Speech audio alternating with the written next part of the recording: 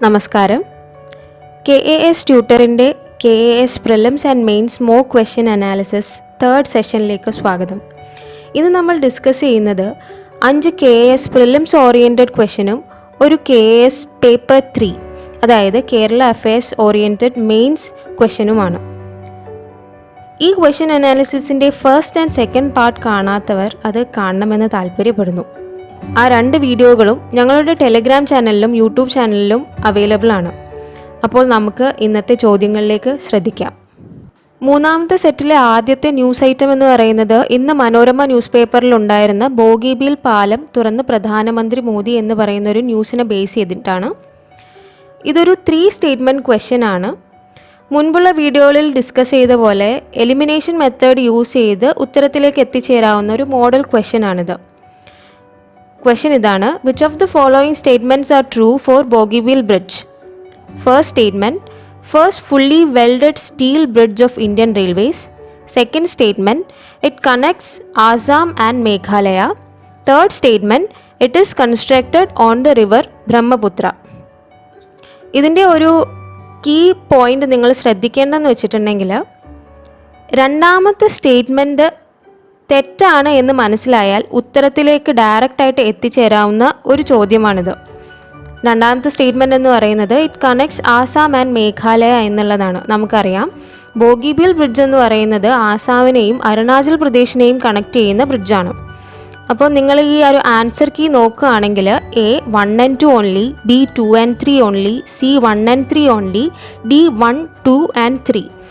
Option സിയിൽ ഒഴികെ ബാക്കി എല്ലാ ഓപ്ഷനിലും 2 എന്നുള്ളത് ട്രൂ സ്റ്റേറ്റ്മെൻ്റ് ആയിട്ടാണ് കൊടുത്തിരിക്കുന്നത്.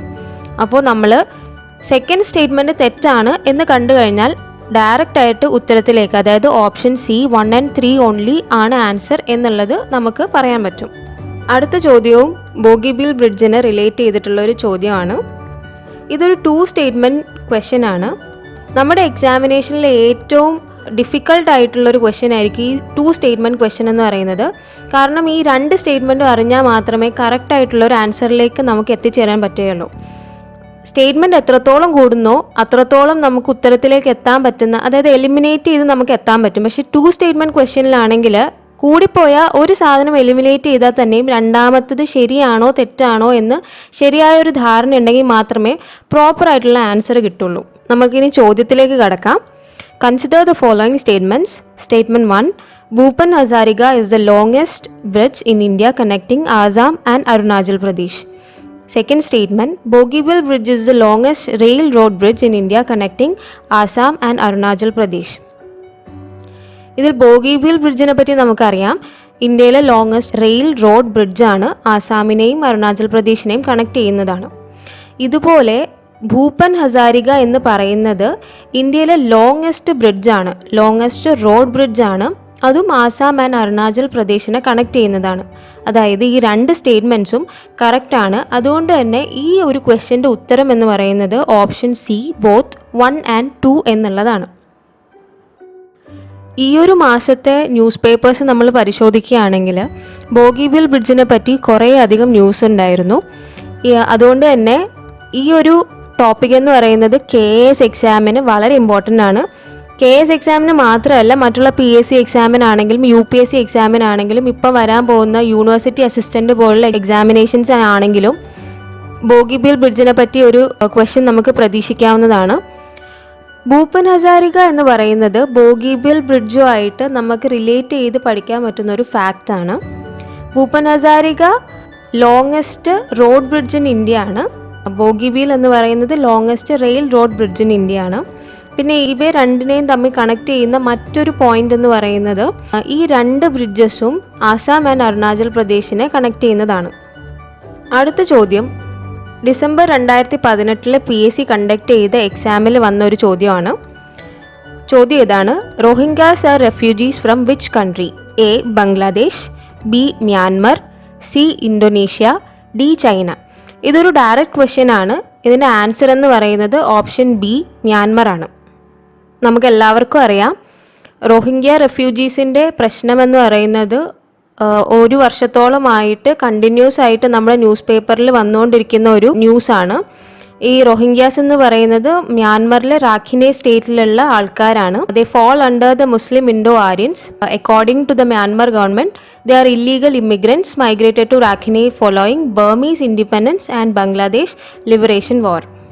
UN സെക്രട്ടറി ജനറൽ ആയിട്ടുള്ള ആന്റോണിയോ ഗുട്രസ് ഈ ഒരു കമ്മ്യൂണിറ്റി, ഈ റോഹിംഗ്യ റെഫ്യൂജീസിനെ വിശേഷിപ്പിച്ചത് most discriminated people in the world എന്നാണ്.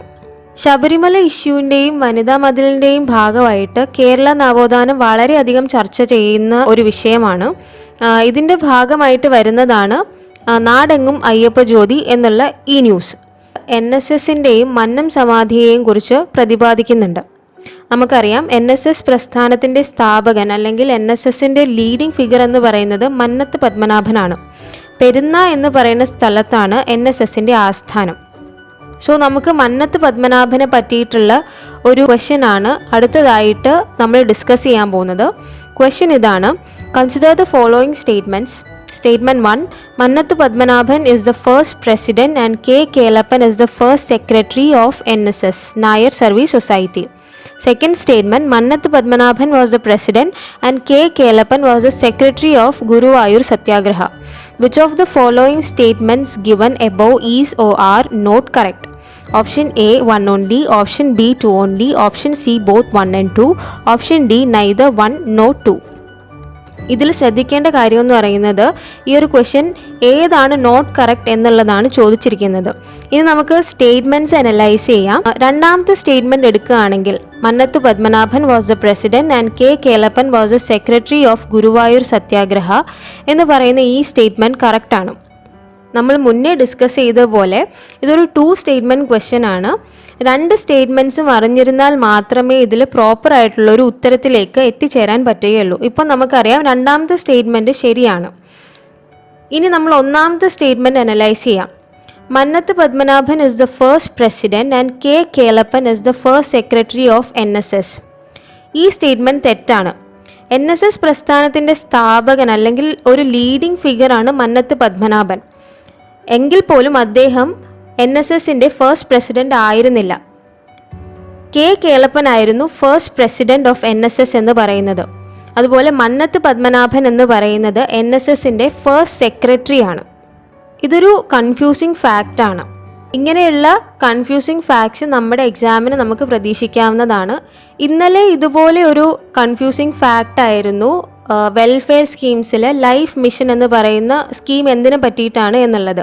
അത് പലരും അതിൻ്റെ ഉത്തരം തെറ്റിച്ച് ചെയ്തിരിക്കുന്നത് കണ്ടു. ആർദ്രം മിഷനും ലൈഫ് മിഷനും കൂടി ഒരു കൺഫ്യൂഷനാണ് അവിടെ വന്നത്. ഈ ഒരു കോണ്ടെക്സ്റ്റിൽ നമ്മൾ സെറ്റ് 2ൽ ഡിസ്കസ് ചെയ്ത ലൈഫ് മിഷൻ എന്ന് പറയുന്ന ക്വസ്റ്റ്യൻ ഒന്നും കൂടെ റിവൈസ് ചെയ്യാനായിട്ട് ഉദ്യോഗാർത്ഥികളോട് ഞങ്ങൾ അഭ്യർത്ഥിക്കുകയാണ്. നമ്മളിപ്പോൾ തന്നിരിക്കുന്ന ഈ ഒരു കൺഫ്യൂസിങ് ഫാക്റ്റ് എന്ന് പറയുന്നത് കേരള റിനൈസൻസിൻ്റെ സിലബസിൽ വരുന്നൊരു പോർഷനാണ്. അതിൻ്റെ complete classes KS tutor provide ചെയ്യുന്നതായിരിക്കും. നമുക്ക് അടുത്ത അനാലിസിസിലേക്ക് പോവാം. Moving on to our last prelims question.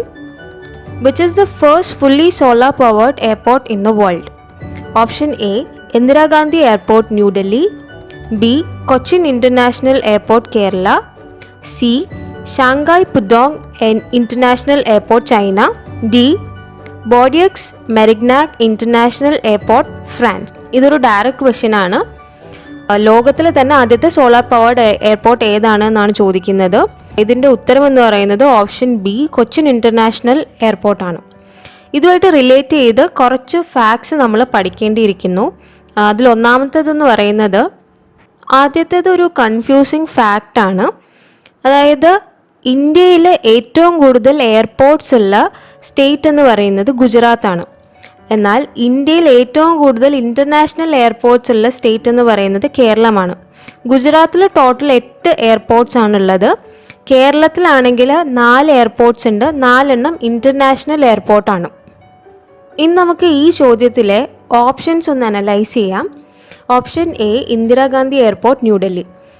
ഈ എയർപോർട്ടിൻ്റെ പ്രത്യേകത എന്ന് പറയുന്നത് ഇന്ത്യയിലെ തന്നെ ഏറ്റവും ബിസിയസ്റ്റ് ആയിട്ടുള്ള എയർപോർട്ട്സിൽ ഒന്നാണ് ഇന്ദിരാഗാന്ധി എയർപോർട്ട് എന്ന് പറയുന്നത്. ഇനി നമ്മൾ നോക്കുന്നത് ഓപ്ഷൻ ഡിയിൽ കൊടുത്തിരിക്കുന്ന ഫ്രാൻസ് എന്നുള്ള രാജ്യത്തിൻ്റെ ഈ ഒരു സോളാർ പവേർഡ് എന്ന് പറയുന്ന കൺസെപ്റ്റിലുള്ള ഇമ്പോർട്ടൻസ് എന്താണെന്നുള്ളതാണ്. സോളാർ എനർജി എക്സ്ട്രാക്ഷനും അതേപോലെ അതിൻ്റെ യൂട്ടിലൈസേഷനും വളരെയധികം പ്രാധാന്യം കൊടുക്കുന്ന ഒരു രാജ്യമാണ് ഫ്രാൻസ്. ഇന്ത്യയും ഫ്രാൻസും കൂടെ ചേർന്നിട്ടാണ് ഇന്ത്യയിലെ ഹരിയാന സ്റ്റേറ്റിലെ ഗുരുഗ്രാം എന്ന് പറയുന്ന സ്ഥലത്ത് ഇൻ്റർനാഷണൽ സോളാർ അലയൻസ് സ്ഥാപിക്കുന്നത്. അതായത് in January 2016 Narendra Modi and the then French president Francois Holland jointly laid the foundation stone of the ISA headquarters.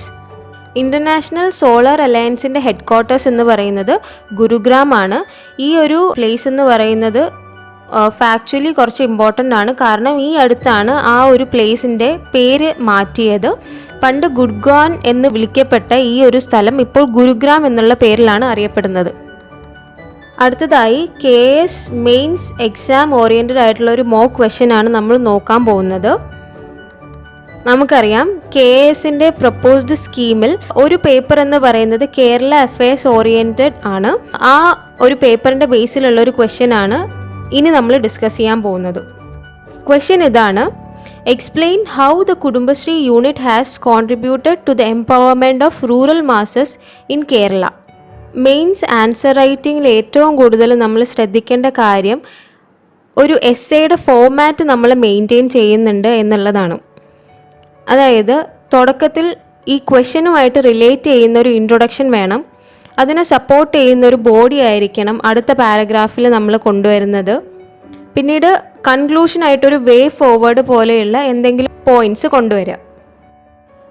ഈ ഒരു ക്വസ്റ്റ്യൻ കുടുംബശ്രീയെ പറ്റിയിട്ടായതുകൊണ്ട് കുടുംബശ്രീയെ പറ്റി പറഞ്ഞുകൊണ്ടുള്ള ഒരു ഇൻട്രൊഡക്ഷൻ നമുക്ക് കൊടുക്കാവുന്നതാണ്. For example, Kudumbashree is the poverty eradication and women empowerment program implemented by State Poverty Eradication Mission of Government of Kerala.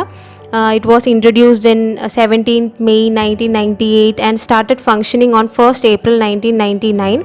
The peculiarity of this particular movement is that it is the largest women movement in Asia.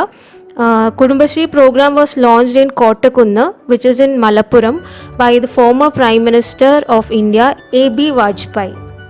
ഇൻട്രൊഡക്ഷന് ശേഷം നമ്മൾ കൊടുക്കുന്ന paragraph എന്ന് പറയുന്നത് ഈ question directly address ചെയ്യുന്ന കാര്യങ്ങളായിരിക്കണം അതിൽ include ചെയ്യേണ്ടത്. Paragraph ചെയ്യുന്നതിന് എക്സാമ്പിൾ പറയുകയാണെങ്കിൽ ആദ്യത്തെ പാരഗ്രാഫിൽ നമുക്ക് കുടുംബശ്രീ എങ്ങനെ ഫൈനാൻഷ്യൽ ഇൻക്ലൂഷന് ഹെൽപ്പ് ചെയ്യുന്നു എന്നുള്ളത് പറഞ്ഞൊരു പാരഗ്രാഫ് ചെയ്യാവുന്നതാണ്.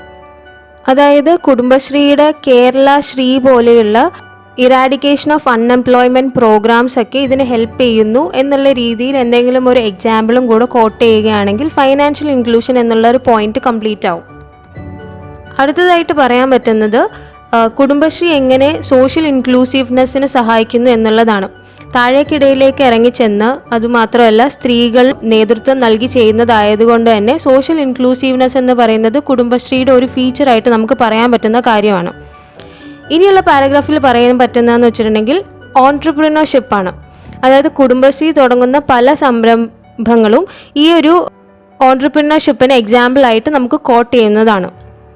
ഇതിന് ഉദാഹരണമാണ് തെളിമ എന്ന് പറയുന്ന ഓൺട്രപ്രീനർ ഗ്രൂപ്പ് എന്ന് പറയുന്നത്. അതായത് ഇത് കുടുംബശ്രീയുടെ കീഴിലുള്ള വേസ്റ്റ് മാനേജ്മെൻറ്റ് പ്രോഗ്രാമാണ്. പിന്നെയുള്ള പ്രൊജക്റ്റ് എന്ന് പറയുന്നത് ഫുഡ് ഓൺ വീൽസ് എന്ന് പറയുന്നത് ഫുഡ് ഡിസ്ട്രിബ്യൂഷൻ പ്രോഗ്രാമാണ്. പിന്നെ കുടുംബശ്രീയുടെ തന്നെ ടാക്സി സർവീസ് ഉണ്ട്, അതിന് കുടുംബശ്രീ ട്രാവൽസ് എന്നാണ് പറയുന്നത്. ഇങ്ങനെയുള്ള കാര്യങ്ങളൊക്കെയാണ് ഈ ഒരു ടോപ്പിക്കിൽ നമ്മൾ ഇൻക്ലൂഡ് ചെയ്യേണ്ടത്. അടുത്ത് കോട്ട് ചെയ്യാൻ പറ്റുന്ന ഒരു കാര്യം എന്ന് പറയുന്നത് ക്യാപിറ്റൽ അവൈലബിലിറ്റി ആണ്. അവർ ഗവൺമെൻറ്റിനെ ആശ്രയിക്കാതെ അവർ തന്നെ ഫണ്ട് റേസ് ചെയ്യുന്നു, അതായത് കുടുംബശ്രീ തന്നെ ഫണ്ട് റേസ് ചെയ്യുന്നു എന്നുള്ളത് ഈ ഒരു ക്യാപിറ്റൽ അവൈലബിലിറ്റീൻ്റെ ഭാഗമായിട്ട് കോട്ട് ചെയ്യാൻ പറ്റും. പിന്നീട് വരുന്ന ഒരു ടോപ്പിക് എന്ന് പറയുന്നത് സോഷ്യൽ ക്യാപിറ്റൽ പ്രൊമോഷനാണ്. കുടുംബശ്രീയുടെ പ്രവർത്തനങ്ങളുടെ ഫലമായി ജനങ്ങൾ തമ്മിലുള്ള ഒരു ബോണ്ട് അല്ലെങ്കിൽ ഇൻറ്റിമസി എന്ന് പറയുന്നത് വർദ്ധിക്കുന്നു. ഇതിനൊരു ഉദാഹരണമായിട്ട് പറയാൻ പറ്റുന്നത് കുടുംബശ്രീയുടെ ആശ്രയ പ്രൊജക്റ്റ് ഉണ്ട്. അതായത് this is a project for destitute identification and rehabilitation. അതേപോലെ നിർഭയ എന്ന് പറയുന്ന ഒരു പ്രൊജക്റ്റ് ഉണ്ട് കുടുംബശ്രീക്ക്. ഇതൊരു ഗവൺമെൻറ് ലോഞ്ച് ചെയ്ത ഒരു പ്രോഗ്രാമാണ്. Government of Kerala launched a program to prevent the sexual violence against women and children through Kudumbashree mission. അതിൻ്റെ പേരാണ് നിർഭയ എന്ന് പറയുന്നത്. ഇതുപോലുള്ള പ്രോഗ്രാംസ് വഴി ജനങ്ങൾ തമ്മിലുള്ള ഐക്യം, വിശ്വാസം എന്നിവയൊക്കെ വർദ്ധിക്കുന്നു. സോ ഇത്തരം പോയിൻറ്റ്സ് ആണ് നമുക്ക് സോഷ്യൽ ക്യാപിറ്റൽ പ്രൊമോഷനിൽ എഴുതാൻ കഴിയുന്നത്. നമ്മൾ ഓൾമോസ്റ്റ് ഈ ഒരു ക്വസ്റ്റ്യൻ്റെ ബോഡി അഡ്രസ്സ് ചെയ്തു. ഇനി നമുക്ക് മുന്നിലുള്ളത് ഒരു കൺക്ലൂഷനാണ്. ഈ ഒരു ക്വസ്റ്റ്യൻ എഴുതാൻ പറ്റുന്ന ഒരു കൺക്ലൂഷൻ എന്ന് പറയുന്നത്, കുടുംബശ്രീ ഇന്ന് ഇന്ത്യയിലെ തന്നെ മോസ്റ്റ് സക്സസ്ഫുൾ ആയിട്ടുള്ള ഒരു വെഞ്ചറാണ്. ഇന്ത്യയിലെ സ്ത്രീ ശാക്തീകരണത്തിനും അതുവഴി ഗ്രാമീണ വികസനത്തിനും ഇത്തരം സംരംഭങ്ങൾ അനിവാര്യമാണ്. പിന്നെ ഇതുപോലെയുള്ള സംരംഭങ്ങൾ എങ്ങനെ സെക്യുലർ ആൻഡ് ജെൻഡർ സ്പിരിറ്റിനെ പരിപോഷിപ്പിക്കുന്നു എന്നുള്ളതൊക്കെ എഴുതി നമുക്ക് ഈ ഒരു എസ്സേ കൺക്ലൂഡ് ചെയ്യാം. നേരത്തെയുള്ള സെഷൻസിൽ പറഞ്ഞ പോലെ തന്നെ KAS ട്യൂട്ടേഴ്സിൻ്റെ ഇൻറ്റൻസീവ് ആയിട്ടുള്ള കറണ്ട് അഫയേഴ്സ് പ്രോഗ്രാം ജനുവരി 1 മുതൽ സ്റ്റാർട്ട് ചെയ്യുകയാണ്. നമുക്കറിയാം ആസ് ഓഫ് ഡേറ്റ് ഇതുവരെ KASൻ്റെ സിലബസ് PSC പബ്ലിഷ് ചെയ്തിട്ടില്ല. എന്നിരുന്നാലും ഇത്തരത്തിലുള്ളൊരു എക്സാമിൽ കറണ്ട് അഫയേഴ്സ് തന്നെയായിരിക്കും prelims, mains and interview point of വ്യൂവിൽ നോക്കുകയാണെങ്കിൽ 50% ഓഫ് ദ ക്വസ്റ്റ്യനും റാങ്ക് ഡിസൈഡിങ് ഫാക്ടറും. സോ കറണ്ട് അഫയേഴ്സ് ബേസ്ഡ് ആയിട്ടുള്ളൊരു ഇൻറ്റൻസീവ് കോഴ്സാണ് KAS ട്യൂട്ടർ ജനുവരി 1 മുതൽ ചെയ്യാനായിട്ട് പ്ലാൻ ചെയ്തിരിക്കുന്നത്. ഈ കോഴ്സിൻ്റെ പ്രീ രജിസ്ട്രേഷൻ ലിങ്ക് വീഡിയോ ഡിസ്ക്രിപ്ഷനായിട്ട് ഈ വീഡിയോയുടെ താഴെ കൊടുത്തിട്ടുണ്ട്. ഇതൊരു പെയ്ഡ് കോഴ്സാണ്. ഇതിൽ ജോയിൻ ചെയ്യാൻ ആഗ്രഹിക്കുന്നവർ താഴെ കൊടുത്തിരിക്കുന്ന ലിങ്ക് വഴി രജിസ്റ്റർ ചെയ്യേണ്ടതാണ്. രജിസ്റ്റർ ചെയ്യുന്ന എല്ലാവരെയും ഞങ്ങൾ കോൺടാക്റ്റ് ചെയ്യുന്നതായിരിക്കും. So that's all for today. Hope you enjoyed our previous sessions. മുന്നേയുള്ള ഏതെങ്കിലും സെഷൻസ് മിസ് ചെയ്തിട്ടുണ്ടെങ്കിൽ ടെലഗ്രാം ചാനലിൽ ഞങ്ങൾ ആ വീഡിയോസിൻ്റെ ലിങ്ക് പ്രൊവൈഡ് ചെയ്തിട്ടുണ്ട്. ദയവ് ചെയ്ത് നിങ്ങളത് കാണുക. Thank you.